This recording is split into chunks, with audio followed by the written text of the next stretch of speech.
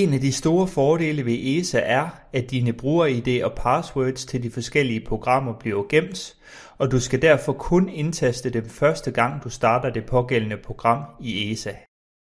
Når du starter et program for første gang i ESA, skal du logge ind i programmet, som du plejer.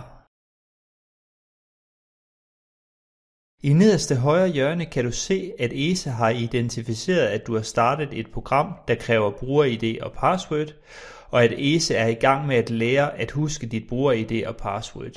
Du indtaster dit bruger-ID og password.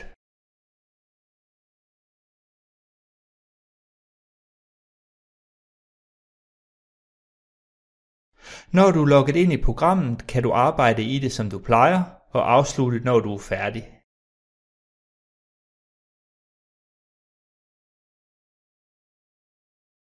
Når du starter programmet igen, skal du ikke længere huske dit bruger-ID og password. Det gør ESA for dig. ESA logger dig også ind i programmet, hvilket betyder, at du med det samme er klar til at arbejde i programmet. Denne proces vil være den samme for næsten alle de programmer, der kræver bruger-ID og password.